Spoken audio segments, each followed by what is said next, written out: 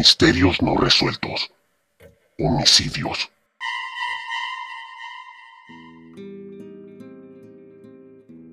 El fatal desenlace de Michael Rockefeller, hijo del ex vicepresidente de los Estados Unidos de Norteamérica, Nelson Rockefeller, es uno de los misterios no resueltos que ha dejado el siglo XX. La última persona que vio con vida al joven, de 23 años y recién graduado en historia, fue el antropólogo holandés René Washing. En 1961, su canoa, de 12 metros de largo, volcó en el mar de Arafura, mar que comparten Australia, Indonesia y Papúa Nueva Guinea. Cabe recalcar que ese mar no es muy navegado, y aún en estos días conserva zonas que se denominan no exploradas. La canoa de Rockefeller se volcó a una distancia de la costa de Nueva Guinea de entre 8 y 16 kilómetros. Los guías locales que los acompañaban se lanzaron a nadar en busca de tierra firme y auxilio. Rockefeller y Washing permanecieron 2 días sobre el casco volcado de la embarcación. Pero el estadounidense, al observar que nadie llegaba a socorrerlos y las corrientes los alejaban cada vez más de su destino, tomó la decisión de intentar nadar hasta la orilla él mismo, para ir en busca de ayuda. «Creo que puedo hacerlo», le dijo a su compañero. Al día siguiente, este fue rescatado, mientras que del joven Michael nunca más se supo nada. Al ser integrante de una de las familias más poderosas de Estados Unidos, su desaparición pronto obtuvo una gran repercusión mediática a nivel mundial. Michael era el quinto hijo del gobernador de Nueva York y de Mary Todd Hunter. Los Rockefeller eran inmensamente ricos, tras haber acumulado fortuna en el negocio petrolero, así que sus hijos pudieron gozar de una educación de privilegio. Entre ellos Michael, quien se graduó con honores en la Universidad de Harvard en 1960, con licenciatura en Historia y Economía. Sin embargo, el joven tenía otras inquietudes, anhelaba aventuras, no era como sus hermanos. Pronto se embarcó en su propia expedición a Nueva Guinea, organizada por el Museo Peabody de Arqueología y Etnología de Harvard, con el objetivo de estudiar a la tribu Dani. Acompañaba en este viaje al antropólogo y cineasta Robert Gardner y a su equipo. Ellos irían a filmar un documental etnográfico, Dead Birds, en el que participó como técnico de sonido. La experiencia se le hizo muy corta. Apenas había pisado tierras estadounidenses cuando ya planeaba su regreso a Nueva Guinea para seguir explorando. «Se trata de hacer algo intrépido», decía, «en un momento en el que las fronteras dentro de la sensación real del mundo están desapareciendo». Tenía 23 años cuando emprendió este viaje, en el que quería estudiar a los Asmats de la costa suroeste. Washing se unió a él y ambos se dispusieron a sumergirse en la cultura de dicha etnia. En una carta enviada a casa, Rockefeller escribió: «Está siendo agotador pero emocionante. Los Asmats son como un enorme rompecabezas de las variaciones de sus ceremonias y el estilo artístico de sus piezas. Esta comunidad del Pacífico tiene una gran tradición en el tallado de madera y su arte es muy valorado por todo el mundo, sobre todo por antropólogos y coleccionistas». Además de colmar su anhelo de exploración, Rockefeller tenía como objetivo principal, junto con Washing, coleccionar arte genuino Asmat para llevarlo a casa y organizar una exposición en un museo. A diferencia de Michael, las tallas de madera sí llegaron a Nueva York y hoy se exhiben en el Museo Metropolitano de Arte de esa ciudad y en el Tropenmuseum de Ámsterdam. En cuanto a la desaparición de Rockefeller, se han planteado numerosas posibilidades, y cada nueva hipótesis es tan probable o improbable como la anterior. Algunos opinan que se ahogó mientras nadaba hacia la orilla. Otros creen que fue asesinado y devorado en un ritual caníbal por la tribu que estaba estudiando, los Asmats. No fue declarado legalmente muerto hasta 3 años después, en 1964. pero sin cadáver. ¿Quién puede asegurar que lo mataron? Tal vez pasó a ser uno más de entre los Asmats y ha estado viviendo entre ellos durante más de 60 años. Y aunque esta idea te parezca algo loca, puede ser también una posibilidad. Hay gente que prefiere la aventura, una vida libre y sin preocupaciones, a tener que estar encerrado en una oficina, manejando negocios multimillonarios. Claro, ¿quién va a querer una vida gris y triste en una oficina multimillonaria? La explicación más lógica es que se ahogó. Justo la conclusión a la que llegó el gobierno holandés, a cargo entonces de la mitad oeste de Nueva Guinea, que lo declaró muerto después de suspender la infructuosa búsqueda. No hallaron evidencias que justificaran esta suposición, pero la distancia que separaba la canoa desde la que partió Rockefeller y la orilla más cercana se antoja demasiado grande como para que alguien pudiera realizar ese recorrido, simplemente nadando. Además, sin un adecuado entrenamiento previo. En aquel 19 de noviembre de 1961, haría mucho calor en el mar de Arafura, y es probable que las pocas fuerzas que le quedaran al joven etnólogo, tras pasar 2 días a la deriva, junto con Wissing, seguramente con muy poca comida y agua potable, se quedaran en nada tras un ejercicio tan agotador como lo es nadar. Las posibilidades de que llegara sano y salvo a tierra son muy escasas, por no hablar de los otros peligros que esconde el mar bajo su superficie. No nos referimos a los tiburones que pululan por esta costa, pues no son conocidos por comer seres humanos, sino a los cocodrilos de agua salada, los cuales sí lo hacen. La teoría más extendida e insólita es que Rockefeller fue asesinado y devorado por los caníbales. Además de ser expertos artesanos, los Asmats eran cazadores de cabezas y antropófagos.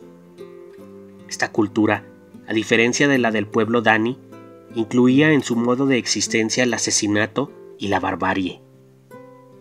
En el siglo XX, la búsqueda de venganza contra sus enemigos aún era un elemento importante para esta tribu, y se sabe que conservaban las cabezas de sus rivales antes de cortar en 2 sus cráneos y comer su cerebro acompañado de gusanos. No creían en la muerte natural. Cada fallecimiento era el resultado de un asesinato o sacrificio, y su profundo sentido del equilibrio significaba que el homicidio de uno de sus miembros debía ser vengado. Fue así que se piensa que la muerte de Rockefeller podría haber sido una venganza por el ataque de una patrulla holandesa a la aldea de Oudjaneb en 1958, 3 años antes de la desaparición del joven. La teoría del canibalismo nació como un rumor poco después de que Michael fuera declarado muerto por ahogamiento.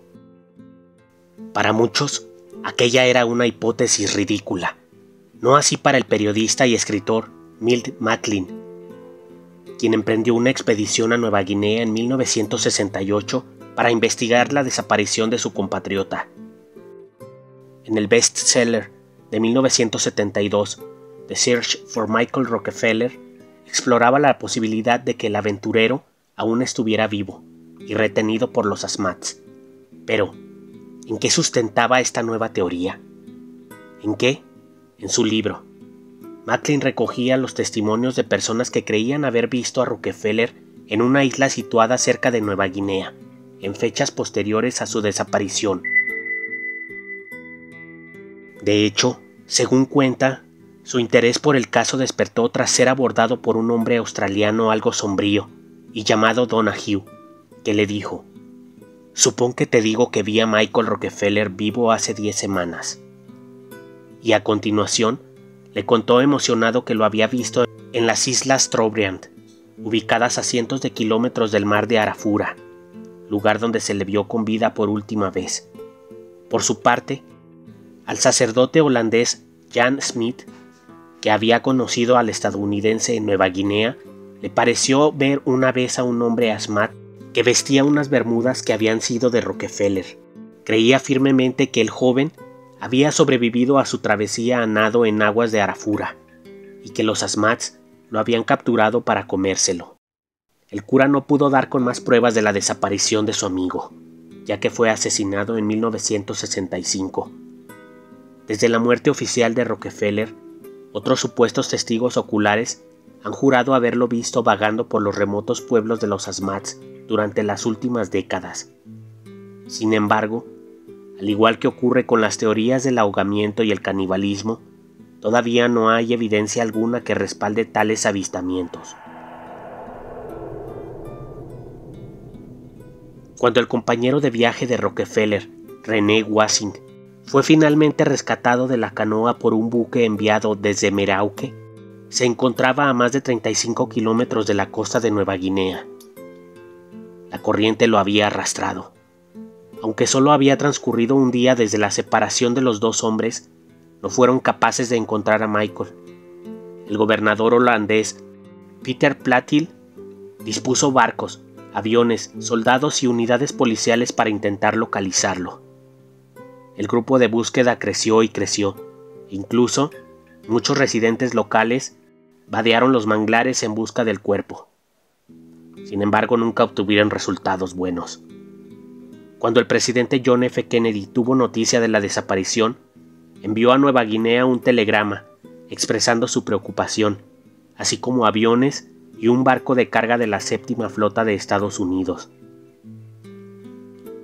Nelson Rockefeller y la hermana gemela de Michael, Mary, acompañados por un grupo de periodistas ávidos de sensacionalismo, salieron de Nueva York hacia Merauke, tan pronto como supieron lo sucedido. La misión se prolongó varias semanas, hasta que los gobiernos holandés y estadounidense no tuvieron otro remedio que renunciar a seguir buscándolo y concluyeron que se había ahogado. Además de los rumores, no quedaba ninguna esperanza. Ni siquiera la inmensa riqueza y el poder de la familia Rockefeller pudieron obtener más información que esta, y Michael nunca volvió a ser visto. Más de medio siglo después de la desaparición de Michael Rockefeller, el mundo sigue ansioso por saber qué le sucedió. ¿Se ahogó? ¿Fue asesinado por una tribu de Nueva Guinea y devorado como venganza por un ataque relacionado con el pueblo Asmat unos años antes? Sea lo que fuere, su historia ciertamente dejó huella y quedó reflejada en canciones, novelas y cuentos creados sobre él. Jeff Cohen llevó al teatro la obra The Man Who Ate Michael Rockefeller, basada en el cuento homónimo de Christopher Stokes, y la película Welcome to the Jungle se centra en un grupo que lo busca y se enfrenta a sus mismas desgracias. El misterio de Rockefeller y la tribu de los Asmats sacudió al mundo en los años 60 y aún hoy en día sigue siendo fuente de inspiración. Su memoria también ha sido honrada académicamente. La Universidad de Harvard, que tuvo a Michael entre sus alumnos, ha ofrecido las becas Michael C. Rockefeller cada año desde 1968. Están pensadas para un puñado de prometedores y avesados estudiantes de dicho centro universitario, a los que se concede tanto financiamiento como la oportunidad de aventurarse en una expedición, al igual que lo hizo Rockefeller, para sumergirse en una cultura ajena. Además de eso, el Museo Metropolitano de Arte de Nueva York rinde homenaje a su última expedición con una exposición en la llamada ala Michael C. Rockefeller, a la que Nelson Rockefeller donó muchos de los objetos Asmats que su hijo recogió y que incluyen escudos de guerra, palos ceremoniales, bish, máscaras corporales y esculturas de madera. En lo personal, si me lo preguntan, cualquiera de estas posibilidades podría ser real. Incluso, puedo llegar a pensar que su propio amigo lo arrojó de la canoa. Esto, solo para librarse tal vez del ataque de algún cocodrilo. Recuerda suscribirte si no lo has hecho, ayudarnos con tu like, comentando y compartiendo. Nos escuchamos en el siguiente video.